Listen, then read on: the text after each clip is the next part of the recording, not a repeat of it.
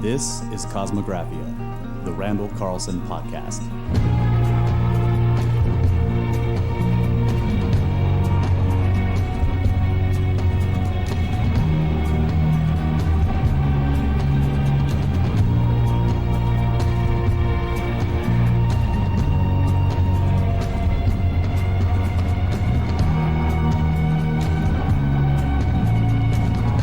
And welcome back, ladies and gentlemen, boys and girls, angels and demons and monsters and serpents, to Cosmographia, the Randall Carlson podcast.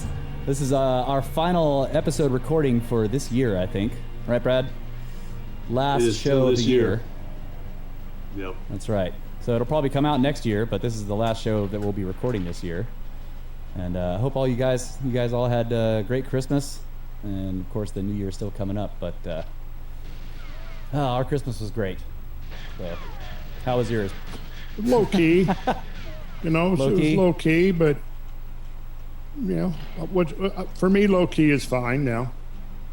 We got 6 inches of snow and it froze. So man, the whole town's been iced in for like 3 days. I mean, it's really just starting to move around. Did you have any dreams about that? I did not. You didn't dream of a white Christmas? Wasn't me. Somebody talked about it on the news. Just checking. How's it going, Mike? I'm all right. How are you? My Christmas was quiet. Just myself, my wife, and my dad. Actually, no, my son and his wife, his girlfriend came over. See, we had a nice Christmas. It's been good. All right. Family and church. Family and church. There are rumors that we're going to get some snow for New Year's. Yeah, that's right. We're going to get snow in Texas this week, so. Well, be great. No, we weren't in Texas. It was New Mexico who got snow when we were driving back, right? It was snowing in Texas. Yeah, it was. Okay, so the last time it snowed in Texas, I was hanging with you guys. We're driving back from our Four Corners tour. That's right. And we got snowed. It was some pretty nasty weather coming back. It was, yeah. And that was right on the top of what? What happened? What else? There was something else on that trip that we had the hurricane after we got through. Oh, yeah. How could I forget the hurricane? Yeah. First, it was a snowstorm. We just got out of that, and then it was the hurricane. The frost. And as we've noticed, that seems par for the course. In fact, we ended episode 55 talking about this very thing, and it seems like wherever you go, disasters happen and catastrophe follows. So it seems strange weather, earthquakes, volcanic eruptions, exploding asteroids in the atmosphere. Many orders of magnitude. Well, you know what meteorology is, right? The study of atmospheric phenomenon. So meteorology. Yep. So, right. Why not? But I was grateful, though, that we did have great weather for the trip. Great weather for the tour. It was perfect for 4 days, and then it went wacko, totally off the wall. Yeah. So. Yep. It was just when we took Brad and I drove Graham Hancock across from Portland to Minneapolis. We caught a weather front moving west that followed us the entire trip. So some days we'd get just a little bit ahead of it, and we'd have like an hour of intermittent sunshine, and then it would catch us, and it would get gray and overcast and rainy again. And that was disappointing because I wanted Graham to experience a sunset in the western skies, but we didn't have any spectacular sunsets on that particular trip. And if you look at all the video clips from that trip, you'll see that almost all of them are overcast. We did get to Sun Lake Parks at the bottom of Dry Falls Cataract in Washington. We had a momentary parting of the clouds, which was quite nice, but it quickly moved on, and we were right back into the gray again that followed us, and the rain. Which is totally what they were used to at home in England, though. It was like, this is just like being at home. What happened? This has followed us around. Yeah. So they were used to it, but that's not what we wanted for them. No. But it was still a good trip, I thought. And we're going to do it again this May. Only I don't think Graham will be on it with us. But yeah, we're going to go hang out in the Scablands and see the mega flood features, the grandest, well, I would say some of the grandest mega flood features on Earth. At one time believed to be the grandest mega flood features, but now there's some in other places that, if you know what you're looking at, are quite grand in themselves. But there's still nothing like that whole complex, as we will be seeing, because we're going to soon start exploring that area of the country and those particular mega floods. So we've been looking at, pardon there, Brad? Not that spectacular until you go to Mars. Well, yeah, maybe so. Yeah, we're going to have to go to Mars. We're thinking, we've discussed that we would like to do a podcast from Mars. Kyle, have you been reaching out to Elon? Wheels are in motion. Yeah, and that would actually be a real podcast because we would be in a pod. Yeah, and we'd be doing that. That's right. Russ, what? You're laughing. You think I'm joking? No, I completely agree. We need to talk to Elon about this. I think he can get us there. Yeah, it might be a one-way trip, but it could be done. Yeah, but hey, I bet you we'd get a spike in viewership if we did Probably. that. Yeah, I think so. At least another 100 or 200 people would be tuning in. Right. It's like, I always said, you remember Gary Larson? Oh, yeah. Yeah. Yeah, he was always one of my favorites. But one of my favorite cartoons was, so his characters, I think one of them was this, the kid, and then maybe like his older buddy or friend or something. They're standing up on a hill. And they're looking up at the sky, and I really resonated with that, because how many times, in Minnesota countryside at night was I standing up on a hill looking up at the sky, but, they're looking up there and the kid the guy is looking up there and he goes, look at all those stars. There must be hundreds of them. Yeah. I always thought, yeah. There must be hundreds of them out there, easily hundreds. Yes. So it was kind of like an order of magnitude type thing that I found amusing. It's the whole thing with the star. I love trying to understand astrophysics. Mm-hmm. It is a lot of fun. And recently, Kyle and I have been looking at the concepts of the standard candle, type 1A supernovas, and how astronomers use those to measure distances to things aside from using redshift. Okay. And I mean, that stuff is, I don't know, to me that stuff is fascinating. So that leads to me until now I'm looking at stellar fusion and the entire process of how stars start creating all these different elements. And then they explode and throw those elements out into the universe, and then I'm looking at, the Hubble images of the Crab Nebula, and just, I don't know, I find that stuff absolutely fascinating. So, but there's tons of Gary Larson cartoons in astrophysics for sure. Oh, okay. Well, I was wondering how. It's those kinds of where you can, he could take those kinds of concepts and sort of show them in this way that was just absolutely just totally hilarious. There must be hundreds. Yeah. The way far side. Well, the other one that I was thinking of that seemed to kind of resonate with, my growing up years in rural Minnesota was I think it was three panel with three images perhaps.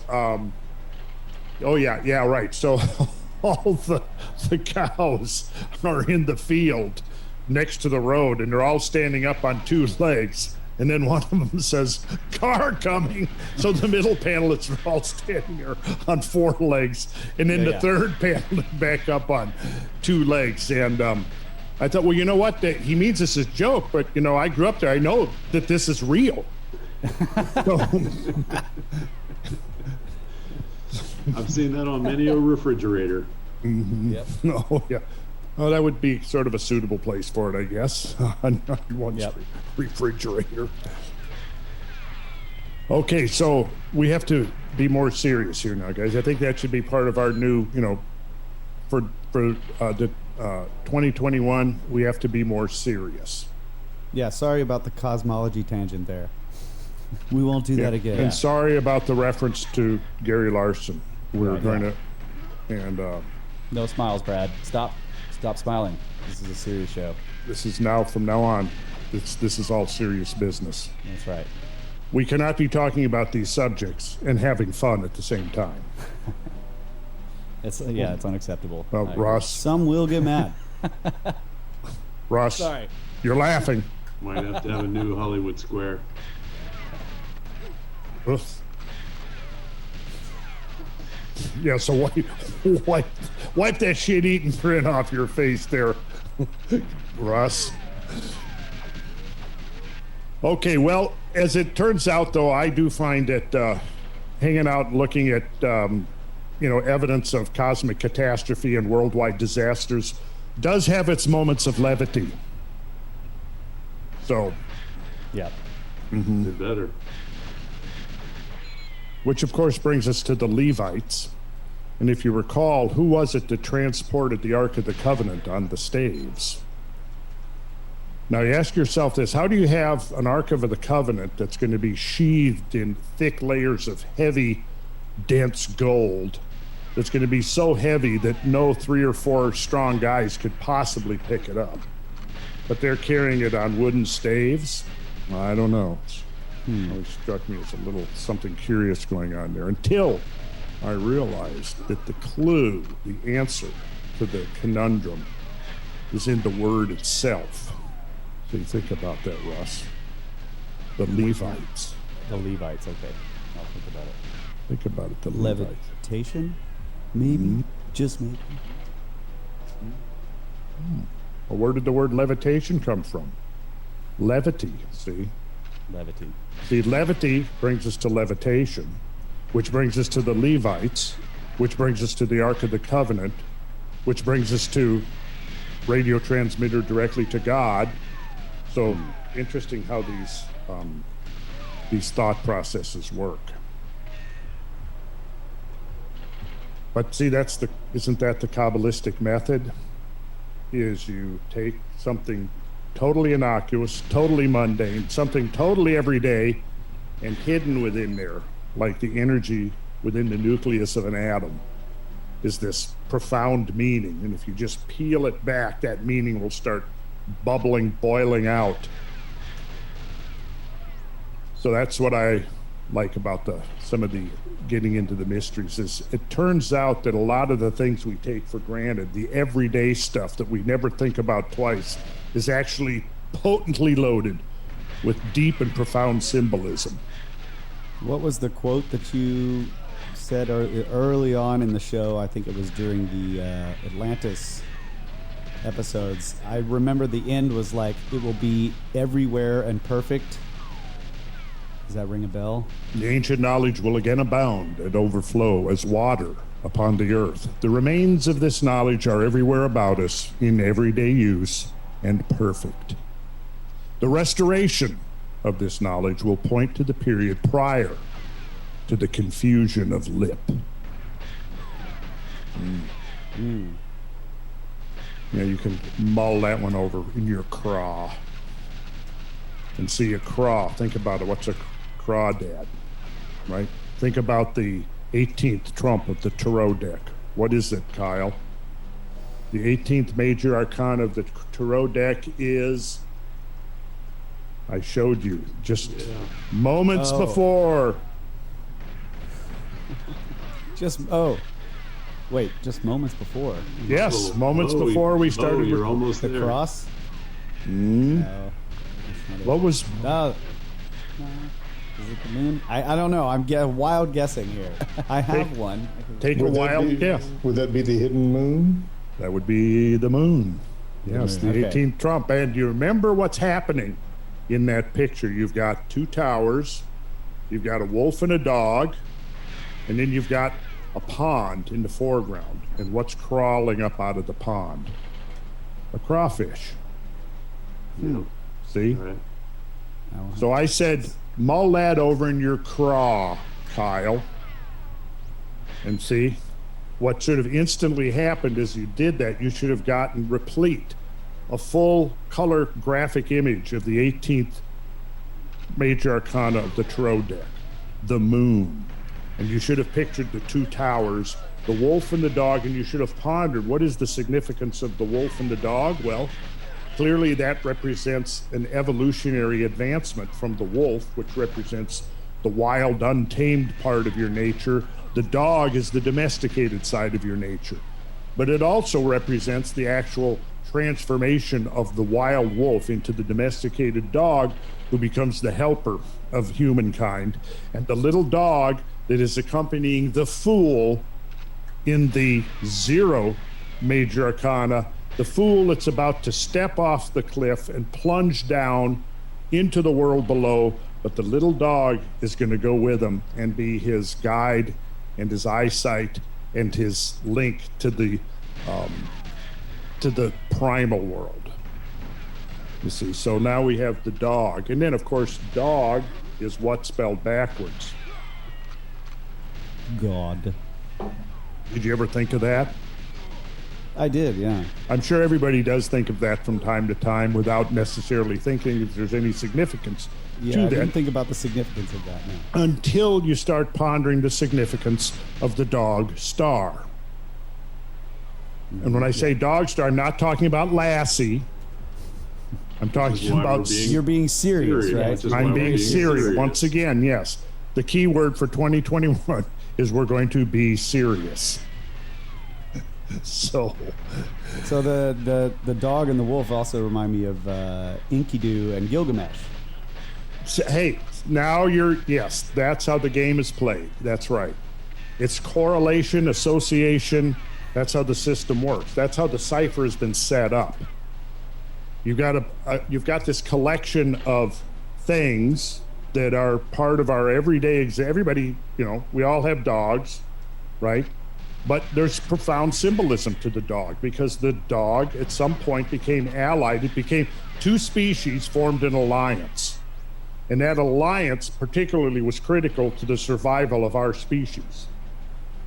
So right now, a dog is just a pet, a comforting ape. But at one time, a domesticated dog was critical for human survival. And what is the reason for the cipher in the first place? The reason for the cipher that's sort of the question. Why would you need to cipher? Why would you have to hide things behind symbols? Well, I can't really say the answer to that other than the fact that it's maybe perhaps one way that you ensure that certain modes of knowledge are preserved. Languages shift, they change, they corrupt, they die. When you use symbols, when you use pictographs, you can achieve a certain universality. Hey, Yep. I agree yes, with that. yeah, me too.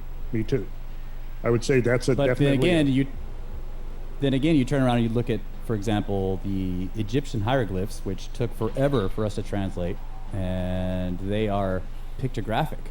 Mm-hmm. So it is possible for the cipher to become so complex that it almost is self-hiding. And I've just always wondered if that's on purpose, or if that's the way it has to be, or if it's both.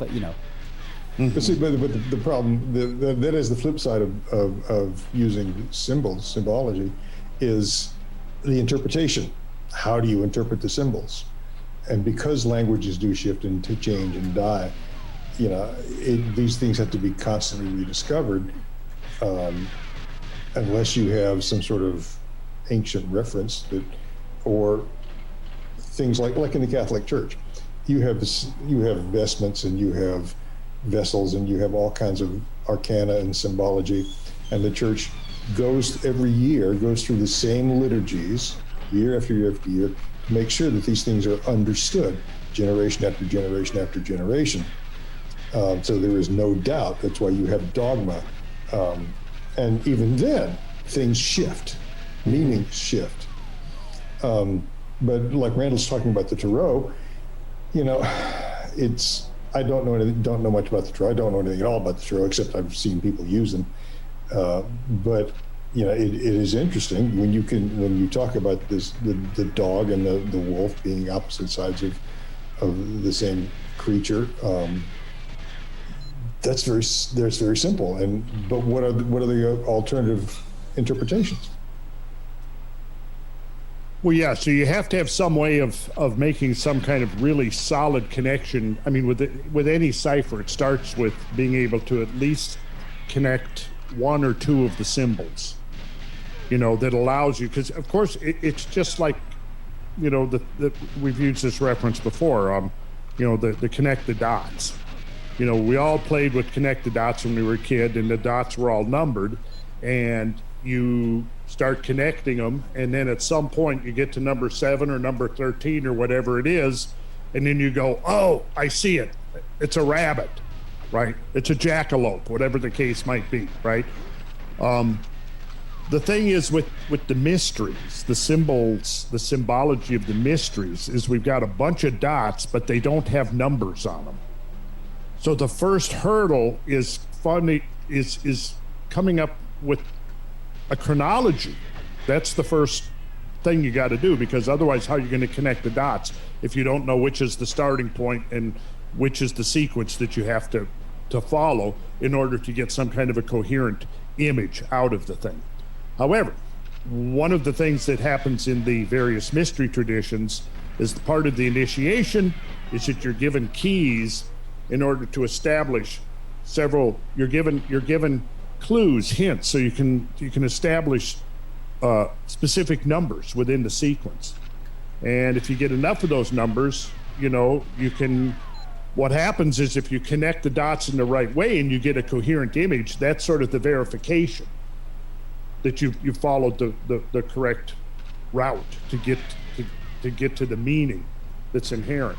If you just keep connecting dots and it just never shows up to anything except a random confusion of lines, you haven't got there. But if you connect the dots in the right sequence, boom, now you've got a coherent image. Oh, yes, I see now what that is. One of the things that comes to mind, Randall, when you were doing the Holy Grail lecture series, you had the tarot card of the chalice, and you had the streaming water, and then you had the yuds. What struck me about that interpretation was the yud. Yeah, it is the prime symbol. Mm-hmm. In ancient Hebrew. It is one. It is the prime symbol. It is A. It is alpha. It is whatever, but it is the yud is the basic symbol. That's where you can get an idea that if you can relate it to a prime or to a number system, you can begin to interpret it. Yeah, that's right. The yud in the Hebrew alphabet is sort of the equivalent to the seed. It's thought of a seed. In fact, even the image of it kind of represents a seed. And if you look at the structure of the Hebrew alphabet and you look at the forms of each of the letters, you'll see that they're all permutations of the basic yud. So the yud goes through this whole series of 22 transformations. You need to show a picture of the yud. Well, we need to share an image of the yud. Well, I would show the yud if I could, and I would if I could, but I don't have one right at my fingertip. Let's see if I have it handy. Here we go. So I will do a screen share. Go back. There it is. That's the 10th letter of the Hebrew alphabet. And it's done with a stylus, a pen where it's flat, and maybe at some point, we'll do a couple of shows at least on. Yeah, it's a 3-dimensional calligraphy. Yes, effect. Yeah. It is. You have to actually picture that what it is. It's a freeze frame slice, 2-dimensional slice of a 3-dimensional helix. Yeah, that's what you're actually looking at here. But it's represented as a 2-dimensional figure. But the way it's drawn with a pen is it's simply one movement. You put the pen with the end of the pen, which is flat, and you just make one movement. But if you go through and you look at all of the letters, you'll see that all of the letters are based upon the yud and the way the pen is moved on the paper. So teth means a serpent, and it actually kind of the shape of the letter kind of almost is remindful of a serpent. The serpent that's turning almost looking backwards. And here's the tail of the serpent, which is the Yud. So each of these letters has symbolical meaning, and there's 22 of them, just like there's 22 major trumps in the tarot deck. And so there are whole systems that correlate, as you see here, the name of the letter, Lamed. The meaning is an ox goad, right? You can kind of actually picture this. This is like the shape of the thing that was used to prod the oxen when you're trying to get them going. It has a numerical value. It's associated with one of the 22 major trumps of the tarot card, or one of the 22 paths on the Kabbalistic tree of life. And it also has an astrological association, of which there are 22 associations when you consider the 12 signs, the 7 planets, and the 3 alchemical elements, the 3 basic alchemical elements. And then they all have symbolic connotations. And when you get into it, like, for example, the letter Gimel or Gimel actually is where we get the word camel from, right? And the Gimel has a particular value of 3. It is actually spelled out Gimel, which is the first letter, but it's also got a mem and it's also got a lamed. So it's spelled Gimel, and that means camel. And then in the systems of esoteric symbology, the camel has a very specific and precise meaning. Likewise, door, likewise, window. All of these, a house. So this is something we'll get in and have fun with down the road a little ways, for sure, absolutely. But definitely one of my favorite subjects. Oh, me too. Yeah. I love this kind of stuff. But you know what? Here's what you're going to see is that all of the stuff we're getting into now is actually going to provide a very interesting and meaningful context once we start getting into the symbols. And I'll show you an example of that right here. Let's see if okay, so here we go. Let me... Yeah, and while you're looking for that, we've talked about this plenty off air, because lots of people who watch the show, they know that you have done plenty of presentations on, the mysteries, on esoterica, on symbolism, and on other topics. And but the idea here is that the purpose for this podcast is for you to really go through all of your stuff in detail. Mm-hmm. And to do it in order that you feel like you want to do it in, right? So yes, we've been spending all this time on the geology and the Younger Dryas and the megafloods and the proxies and everything, but we are going to get to those topics, to the esoterica and the mysteries and the myths. They're coming up, and you keep saying that the stuff we're going through right now is going to build a foundation that will help sort of flesh out what we're going to be talking about later in these other subjects. Yeah, so I'm going to give you a prime example of that right now. Okay. This is... let me get back here to the share screen. Nice, okay, so this is, again, going back to the tarot. The 14th trump, Temperance, also associated with alchemy. But you see, what we're looking at here now is this big angel with the rainbow over its head. The symbol here, which is typically the sun. You have this 7-pointed star here. You've got this Hebrew name, Yud He Waw He, Yud He Vav He, really, which is Yad He Vav He, which is the spelling of Jehovah. Yahweh, yes. But what I want to call your attention to is how the angel is pouring out this urn or pitcher of water, which is flowing off of the card, and in the other hand is this flaming torch. And you'll notice that the flaming torch is aimed towards the earth, and there are 5 little yuds emanating off of this torch, right? At the bottom you have an eagle and you have a lion. Okay, so within the corpus of symbolism, we have some interesting correlations here. The lion, of course, in all of this, there's going to be the astrological association, or should I say astronomical, because that's always a part of the whole basis of the symbolic language. It's the link between the terrestrial and the cosmic, between the earthly and the celestial. But right here, what we have represented in this card, which was actually produced back, I believe it was in the 1920s. What we have here, look at this. This is the bolide, the fiery bolide descending to Earth, causing the conflagration. And here is the waters of the Great Flood being poured out. So right here are the two modes of global destruction being wielded by this great archangel. Is that a planet transiting the sun back there? Or what are the dots on the sun? Or is that even the sun over the mountains in the back there? Well, that's a good question. It might not even be the sun. Yeah. It might be, what is it? Because the sun, like you said, you've got the circle and the circumpunct or whatever that symbol's called on the head. So if that's the sun. Yeah, then what's this thing? Yeah. Right.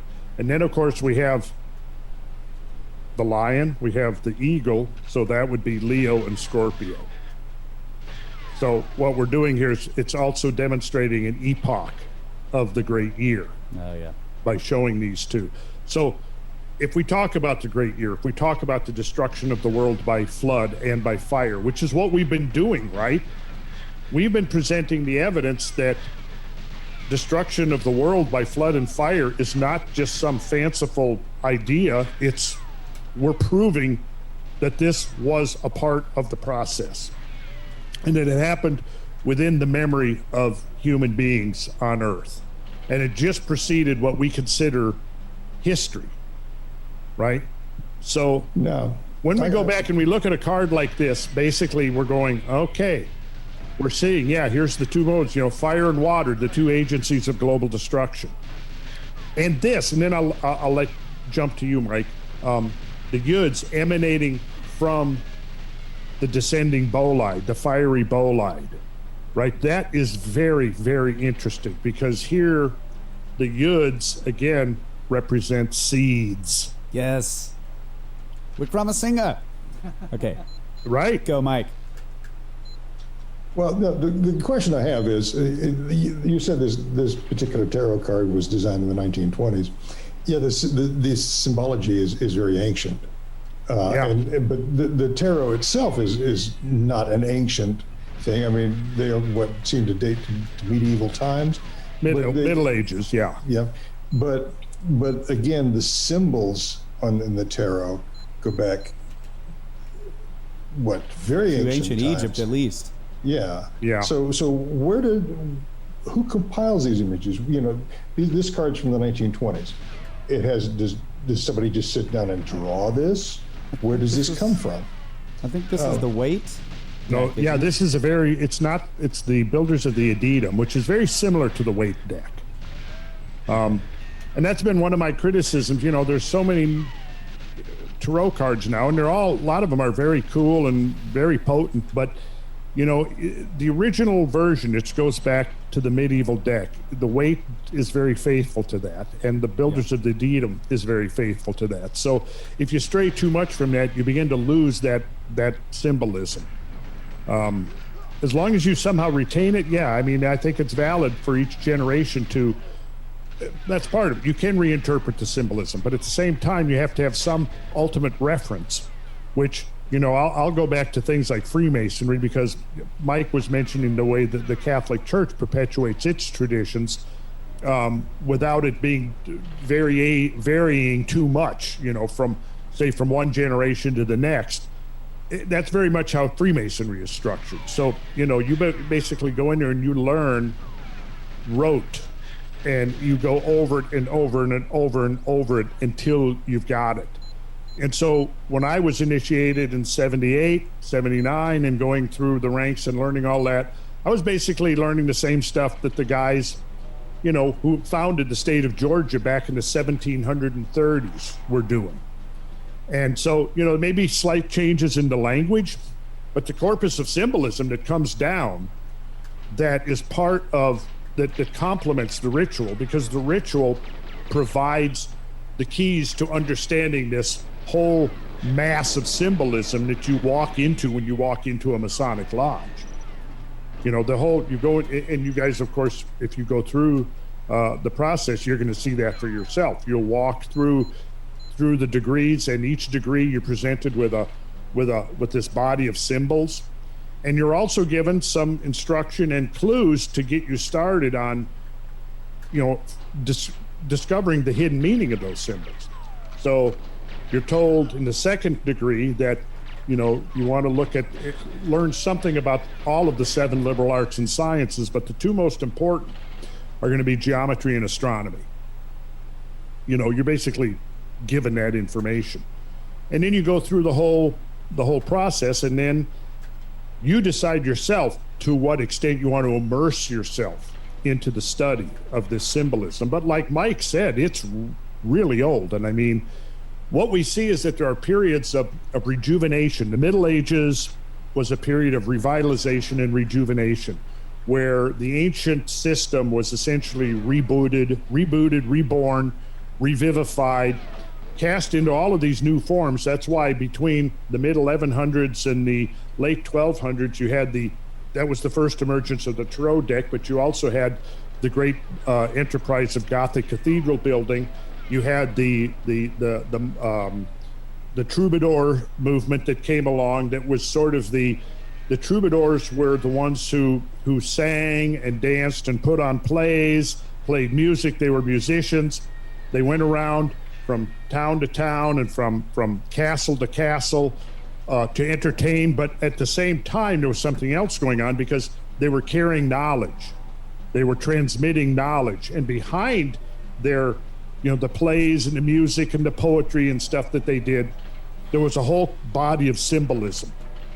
And so there was somebody who had the keys, who were which is what distinguished the initiates, because that's what the process of initiation was. You were given keys, so that now when you're seeing this play, you realize that there's 2 levels going on. There's the level of, yes, this is a funny play, we're enjoying the light entertainment. But underneath that veneer, there's a whole deep level of meaning that's being transmitted, completely unbeknownst to those who may, for example, find that to be heretical or something that had to be suppressed because it did not fit dogmas of whatever the authoritarian establishment was. So you had the first schools of Kabbalah that occurred at the time. You had the rise of the Cathar movement. All of this from the Gothic cathedrals, the emergence of the Knights Templar, the troubadours, the Tarot deck, the schools of Kabbalah, the list goes on. All of these things emerged against the background of the Dark Ages within 50 years. So it was an amazing time of intellectual and spiritual ferment. And we are still, what's happening in history today is still the echoes and repercussions of what happened within that 50 years. It was like a major download, if you want to think of it that way, that completely altered the trajectory of Western civilization. In fact, global civilization. Because, you see, at the same time those Gothic cathedrals are being built, that was the last wave of classical Mayan architecture with all of their symbolic art and architecture. You go over to the other side, to Indochina and the Southeast Asia, you had the last flowering of the great, architecture in Cambodia and Thailand that built these incredible structures, the temples, these elaborate temples like Angkor Wat and Angkor Thom. And so it really was a worldwide movement that affected multiple cultures simultaneously. The last wave of great monumental earthwork architecture in North America. Again, and that's happening at the same time. And the Pueblo people building their star temples. Yeah. Yes. And what is truly astonishing about the phenomena is when you begin to take it apart and analyze it, the individual outpourings or manifestations of this, is you realize that underlying each of these outer expressions, which are all very distinct, you're not gonna confuse a Buddhist temple in Cambodia from a Gothic cathedral or a step pyramid in Mesoamerica, but underlying all of those is the same template. They're all working from a common template. And that's where, to me, it gets really amazing and really, demonstrates that there is that there is a hidden history, that there's an underlying series of things that's been happening that conventional history has totally missed. Well, that touches on something else that you and I have discussed, and you and I, Brad, have discussed, is the idea of that hidden memory, and particularly regards to non-written records, the old oral histories, which for years, and anthropologists and historians have always discounted. But you got to remember, before there was a written Bible, the Hebrew scriptures were not scriptures. They were passed down as oral traditions, and they would make young scribes or young scholars sit down and memorize, just like young scholars memorize the Quran today, verse for verse, letter for letter.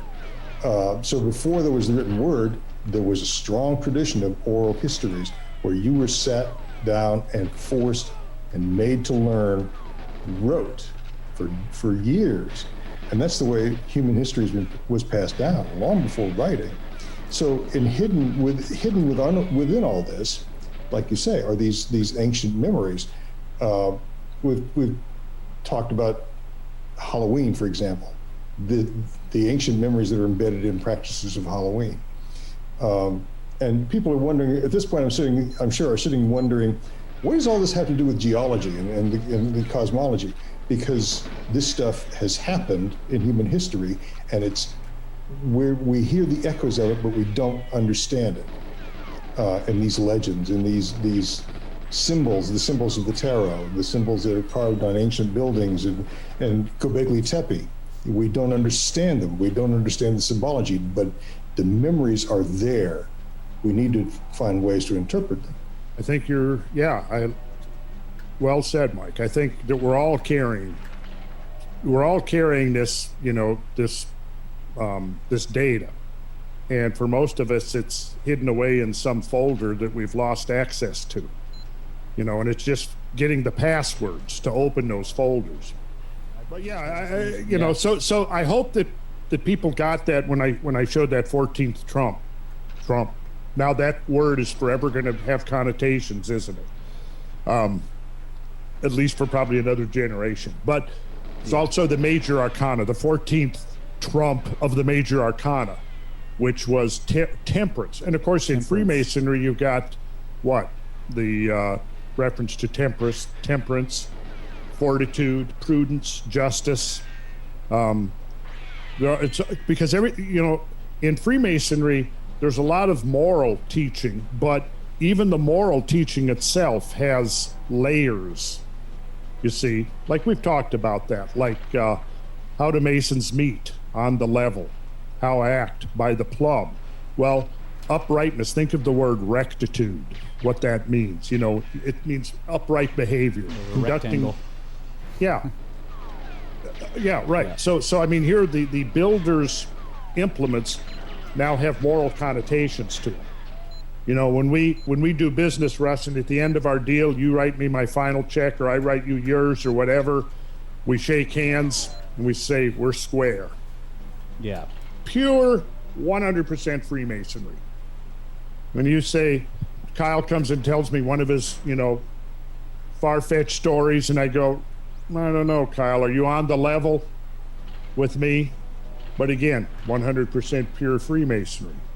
Because when you say, how do Masons meet on the level, the idea is there, any builder knows what you do with a level, right? How many times, thousands of times have I used a level out on a building site?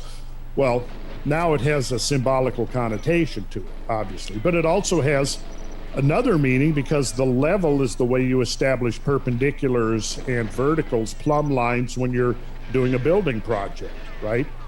You have to use the plumb bob and the level and the square. So that's all part of laying out the sacred temple, the sacred edifice whose function is the linking of heaven and earth. See, so it's like you have the moral dimension to it, and then you have the practical dimension, and then you have the symbolic or metaphysical dimension of the symbols. But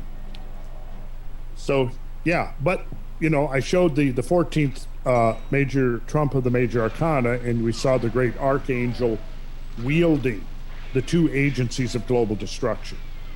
So hopefully, in the context of everything that we've been talking about since we started this show, imagery like that should resonate with hopefully some of the people that have been regularly listening and now connecting and going, okay, so there's more than just a metaphysical or a spiritual or a psychological dimension to this. There's an actual physical dimension dealing with the evolution of the world that we're a part of. And that is that the world is periodically destroyed, but through floods and fires, at least until the so-called curse has been undone, which is the curse that the book of Genesis has made frequent reference to, that goes back to the symbolic expulsion from the garden and a whole lot of other things that would be beyond our conversation tonight. So I think maybe we should take a little break, and then we'll get into some more. We'll get back down to earth, and we'll spend a half an hour or so deciphering some of the story, the epic tale that has been engraved into the earth for our generation alive on this planet right now to decipher for the first time in at least 10,000 years. Sounds right. Great, man. So I'll see you in a minute. All right.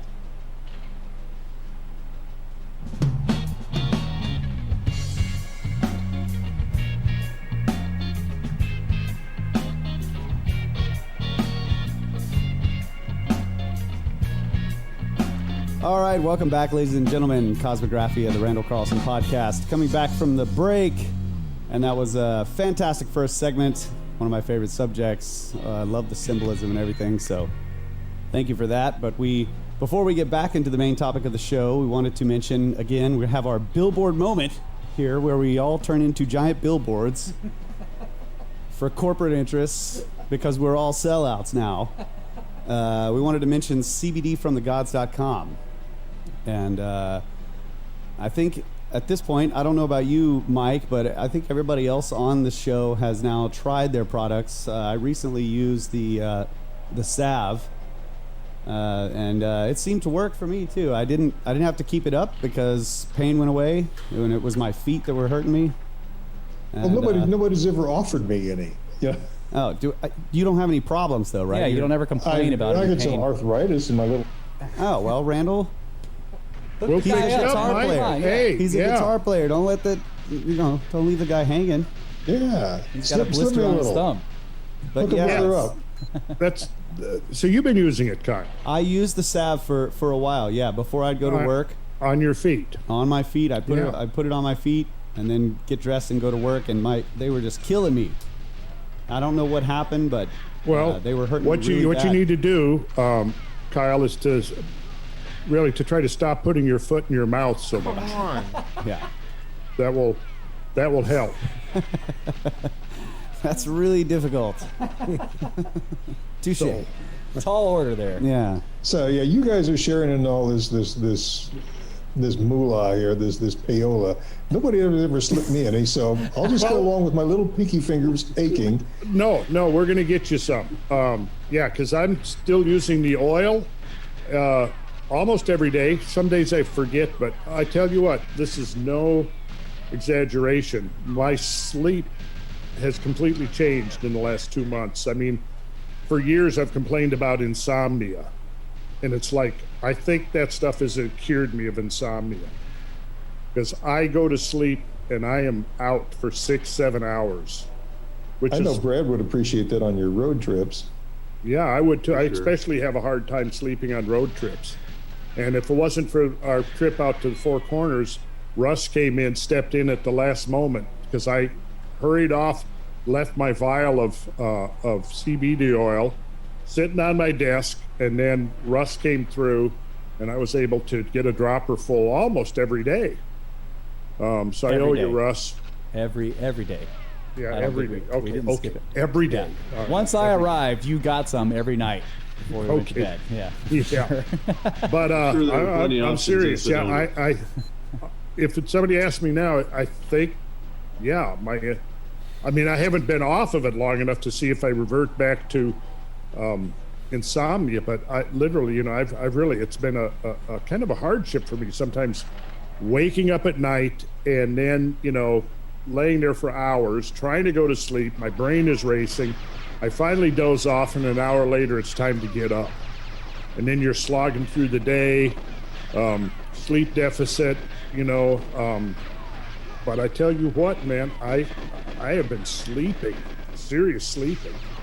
And it's good. I mean, I wake up, like, sometimes I'm sleep, it's like I lay down for a nap. Sometimes when I get home from work, an hour goes by and I've slept so deeply for that hour, I wake up and I don't know what day it is, what time it is. Like, where am I? Where am I? Yeah, about a week ago, I what was it? It was, I woke up at 4 a.m. I'd gone to bed, like, might have been like after our show or something, went to bed, woke up at 4 a.m. And I looked at the clock, and I was in the room, and all the curtains were drawn, and of course it was dark. And I woke up and I looked at the clock, and I went, oh, because I was thinking, God, I had a 4 o'clock appointment this afternoon. And then I get up and I start getting dressed, and then I look outside, and it's dark outside, and I'm going, wait a second. This is not 4 o'clock in the afternoon. This is 4 a.m. So I went back to bed, went right back to sleep, But that was true story, by the way.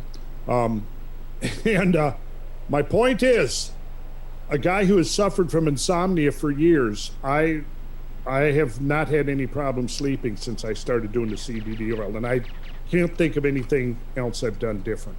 And Mike Robertson told me that might be one of the benefits before I even started testing it. But realizing how important high quality sleep is, I mean, if you're not getting high quality sleep, that can have all kinds of negative consequences for your long-term health. Yeah, so if you're a podcaster and you don't get very good sleep, like all of us, maybe you should try that CBD. Give it a shot. That's right. But make sure, if you go to cbdfromthegods.com, put in the promo code RC ships free, and that will notify them that you came from the Cosmographia viewers, and that will really help out Randall, help out the podcast, and help move this whole thing forward. So we appreciate everybody who's done that. This is a small, almost family-like operation. They're real good people, and I believe that we need to support good people. They're not big. They're not industrial. They're not over corporatized. They're not getting any government subsidies. Their goal is to provide and create a really high quality, very pure product.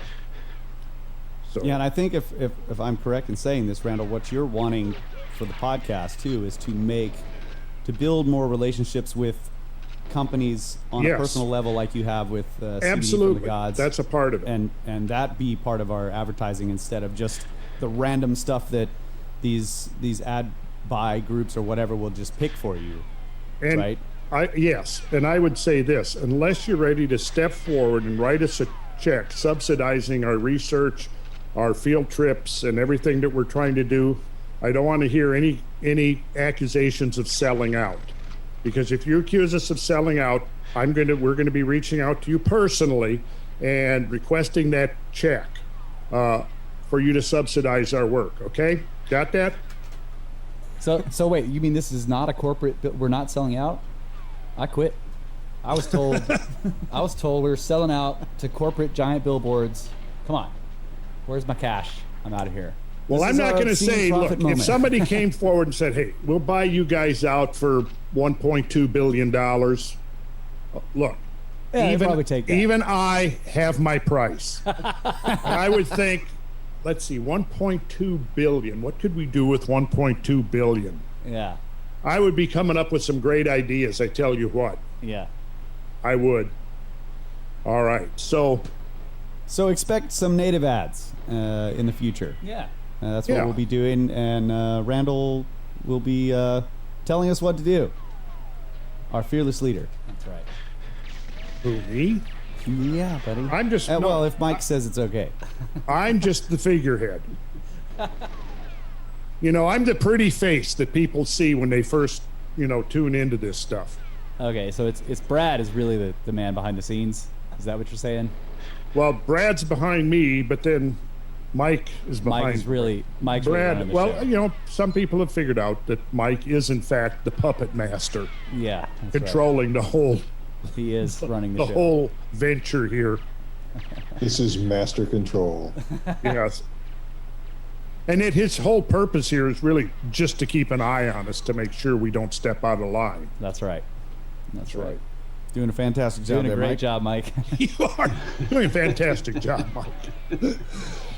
So we have been talking about the glacial meltdown. We got up and we started talking about some of the features that would have been up within the area of the glaciers themselves, particularly drumlins. We're not by any means through talking about drumlins because there's more to learn, and the drumlins have more to say to us, for sure. There's no question. Drumlins, in fact, turn out to be one of the keys to the whole catastrophic process that happened. So we want to really get in and understand primarily the distribution of the drumlins, the orientation of the drumlins, the particular geometry. Are they short and squat, or are they long and skinny? All of these things contains information about the nature of the events that created the drumlins.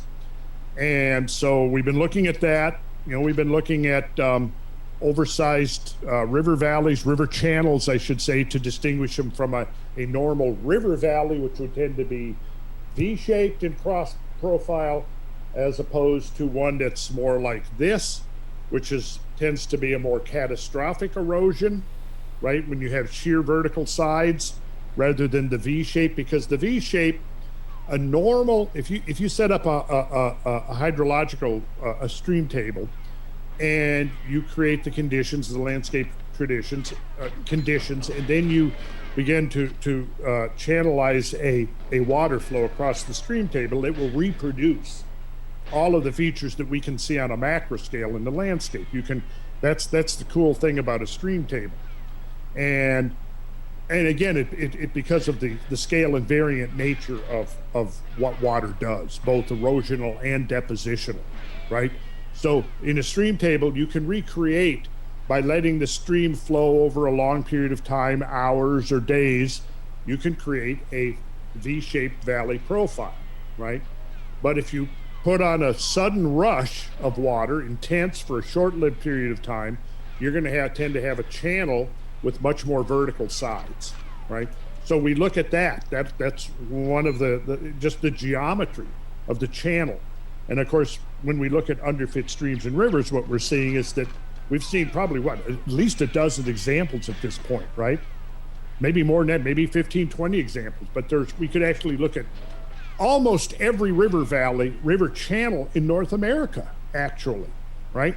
So what we're seeing is that the modern rivers and the course of the modern rivers are determined by this ancient architecture, landscape architecture that was created in a geological instant through not long drawn out, slow incremental processes, but sudden cataclysmic processes that created geomorphic work orders of magnitude beyond the normal placid background pace.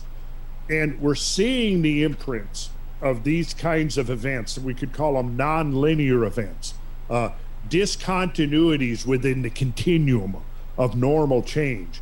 We're seeing the imprints of those events now. They're starting to show up all over the planet.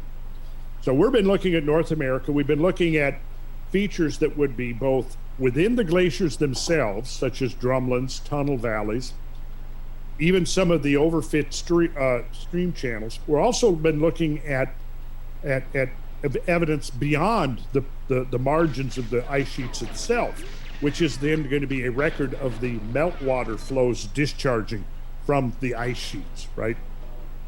So if we look at the Mississippi River, if we look at the Grand River, which I think we did in the episode before last, we looked at the Grand River flowing in Grand Valley, Michigan, right? Well, this was beyond the margin, so it's outside the terminal moraine. Got it? The terminal moraine shows you where the glacier, how far it got, and then it stopped. So if you have a stream channel beyond that, now you're looking at a meltwater stream discharging from the glacier, but flowing beyond the glacier, not flowing under or within the glacier perimeter, right? So we looked at Grand Valley, Michigan. That was a good example of a pro-glacial meltwater channel, right? But now we're going to talk about, and we're going to be coming back to that, of course, because there's still more to be seen and pieces to put together, but we're going to kind of jump around a little bit by looking at the southeast, which is mine and Brad's and Mike's backyard. There's some very interesting stuff going on. Now, the southeast would have not been in the, and I'm talking about the southeast, I'm talking about Georgia, northern Alabama, North Carolina, Tennessee, Kentucky, Virginia, that area of the country, right? Let's say the southern Appalachians. We could even talk about the Piedmont, which is the foot slopes of the Appalachian Mountains. You know, if we look at Georgia, we've got the Appalachian Mountains, which are very old mountains, deeply eroded, and a lot of that erosional material has been washed to the southeast that now forms the Piedmont, which Piedmont, you know, is the foot. You're like, what is a doctor that studies your feet, Mike? Podiatry? A podiatrist, yes. So this is referencing back to Kyle's problems with his feet, right? So trying to maintain the continuity of the discussion here. Maybe, Kyle, if we could have a look at your feet as an example. So Piedmont. Let me remove it from my mouth. Piedmont, foothills of the mountains, the Appalachian Mountains. That's basically what Piedmont means. So you've got the Piedmont, and then you've got the coastal plain. So you've got this transition of these three geomorphic regimes or environments. You've got the mountains, you've got the Piedmont, and then you've got the coastal plain. The coastal plain